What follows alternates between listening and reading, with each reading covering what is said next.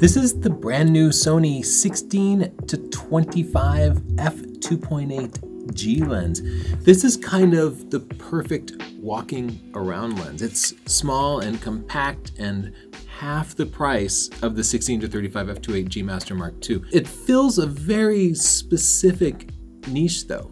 With only like a 1.5 times zoom, it doesn't give you that much range and thus not necessarily a huge benefit over primes. But nowadays, when so many of us are shooting more wide angle, walking the narrow streets of Europe when you don't want a big, heavy, or expensive lens, this is kind of perfect. I'm gonna test it out for things like Starburst and Sharpness. I'm gonna use it for video and vlogging because I think it's perfect for sort of handheld video like that. I'm gonna show you just how much of a benefit the f2.8 aperture is over an f4 lens that you might be comparing this to, and I'll talk about how it compares to the Sigma and Tamron variants. First, I want to thank our sponsor, Adorama. Adorama makes unbiased videos like this possible. See, we've never been sponsored by a camera or lens manufacturer, but we will tell you what our favorite place to buy gear is. Use our link to visit Adorama anytime you're shopping for gear because they have everything that creators need: photographers, videographers, lighting, microphones, backpacks. Start at sdp.io/Adorama so that we get credit, so that they know that you heard about them through us. Use your VIP points. I save mine up and then I buy stuff that I really want, and I have thousands and thousands of VIP points saved up. Adorama has fantastic customer support, super fast, free shipping, and we buy all our new gear from them. Thanks for sponsoring us, Adorama. Now let's get right into it. This is such a specific lens because of its narrow zoom range. And the weird thing is Sigma and Tamron also make very similar lenses. Those lenses do have a little bit of an advantage though, in that they can zoom just a little bit further and they're a little bit cheaper. But there are some reasons that you'll want to get this Sony.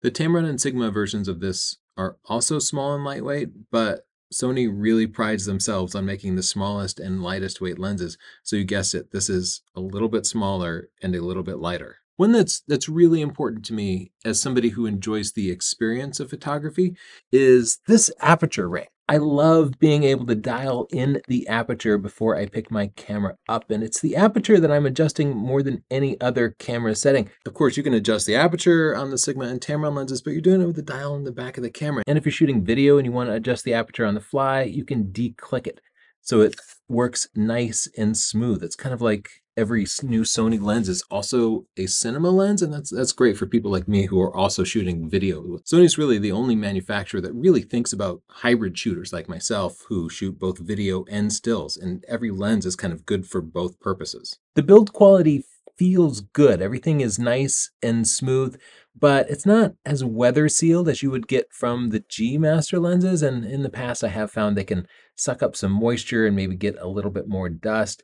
It does zoom in and out, but the balance of it doesn't change enough that it would be a problem on a gimbal. This is kind of a perfect lens for gimbal use. If you're comparing this to a 16-35 f4, which is a similar size but has more zoom range, there's a big difference between the f2.8 and the f4. If you're doing any kind of low light work, anytime is not full sun out, you're going to get a full stop better results. That means cleaner images. That means sharper images. Like, look at this side-by-side comparison that I did.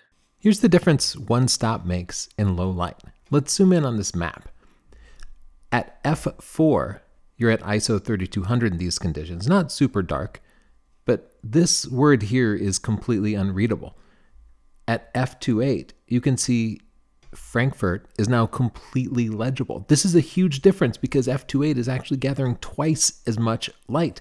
That is the same difference between APS-C and full frame. That's why every pro you know insists on using f2.8 zooms. So if you can make do with an f1.4 prime, you can get even better results. Now you're at ISO 400. And you can see things get even clearer still because this is actually a difference of 2 stops. For things like events, I would probably strongly recommend going up to the 16-35 G Master f2.8 lens because I find myself for events often zooming into the long 35mm end of that just to get a little bit closer or provide a little bit more subject separation. But as long as you aren't looking to max out the zoom and you really are comfortable working in that narrow range, this fits that niche perfectly. A lot of people are going to want to use this for video because it's especially perfect for handheld vlogging. This is a 24mm f2.8 lens vlogging without any kind of stabilization enabled. And you can see the focal length of 24mm works pretty good for this, but well, the stabilization doesn't work that well. Sony solved this by giving you an active stabilization mode. This is active stabilization, and you can see as I'm moving, it does smooth things out. They look a little bit better. You kind of need it if you're walking around handheld without a gimbal. It smooths things out by cropping in some and then sort of moving digitally around the frame. But now that it's cropped in, 24mm is a little too tight, and you can see the top of my head gets cut off, or I have to extend my arm back so much that my arm gets tired. So you really need it to be a little wider than 24mm if you're going to use active stabilization. But let me switch to the new lens. Still with active stabilization turned on, I'm now all the way back at 16. So it's cropping in from 16, but that still gives me a pretty wide angle of view. And well, I kind of wish it had power zoom. That could make things much smoother. But you can see I do have the ability to zoom in a little bit or a whole lot and get really tight. This 16-25 f2.8 is kind of the perfect focal range for vlogging. And the fact that you can be at f2.8 instead of f4 or f5.6 means you get just like a little bit of background separation. I found the autofocus on this lens for both stills and video to be essentially perfect. Everything snaps into focus immediately and locks on. There's no particular noise that might interfere with video. And that's going to be a win over Tamron or Sigma. If you do want to shoot any sports with it, those third-party lenses are limited to 15 frames per second on cameras like the Sony A1 or the Sony A9 Mark III. There's no limit to this though, so you should be able to get the full capability of those cameras. I know what y'all are waiting for, the sharpness. I compared it to the closest lens that I happen to have in our own stock, which is the original Sony 16-35 f2.8 G Master lens. Now that is not the new Mark II lens. We haven't bothered to upgrade yet because this had almost identical image quality, but this older lens is a little bit closer in price to this. You can see holding them side by side, the G Master lens is significantly bigger and it's also much heavier, and you really do feel it if you have the camera around your neck. Let's take a look at the sharpness results. At 16mm compared to the old 16-35 f2.8 GM, let's look at the detail. Wow, I'm blown away by this. At 300% with a 240 megapixel file, the new lens looks better than the old GM lens. It's got less chromatic aberration, it's a little bit sharper, and as we approach the corners, the difference is even bigger. The new little G lens is outperforming the old GM. What about at 25mm? Here again, it's noticeably sharper, and maybe you won't notice any difference at 24 megapixels. But I do see it at 240 megapixels. And again, the new G is sharper in the center, but that difference is even more pronounced in the corners. It's really blowing away the old GM. Now I'm just curious how it compares to one of my favorite lenses, the 24 f1.4 G Master Prime. Wow, I can't believe it. The new G lens is indistinguishable from my G Master Prime. Wow, except in the corners, it's actually better than my G Master Prime. The optical quality of this lens is as perfect as I've seen. One final test. I brought the lenses out and shot the full sun at f22. This is a technique I frequently use for landscape photos where at sunrise or sunset, the sun is in the shot for one reason or another, and I want to turn the sun into a focal point. Lenses handle this very differently. Some become crazy. Sometimes the starburst is nice and crisp. Sometimes it's all blurry. Sometimes the flaring is insane. But let's look at the results.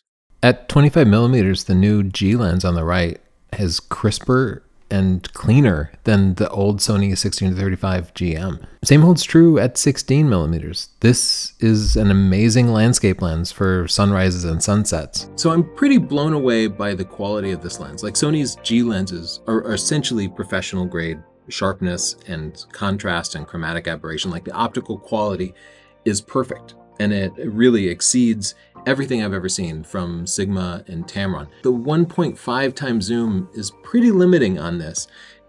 A lot of people are going to be happier with a 16-35 or just getting a prime. That's a little bit quicker. But for those of you who do want something wide angle to hang around your neck for things like walking the narrow streets of Europe, or low light events like shooting clubs or concerts where you're working up close in tight quarters and you really do need to go wide, but you want it to be f2.8 instead of f4, I think it's perfect for those kind of narrow niches. In the comments down below, let me know what you think of it, and whether you're buying this, or the Sigma, or the Tamron, or any other gear, start at this link to visit Adorama. That lets you know that you heard about them through us. Adorama is where we buy all of our new gear because they have the best customer support, the fastest shipping, and I get VIP points, which means every dollar I spend, I get some free money that I can spend later, and that means I get to buy more gear, and that's fun. I love my VIP points. Thank you for sponsoring us, Adorama. Don't forget to subscribe. We have more reviews coming up, lots of tutorials, and our live show every Thursday at 5. Bye.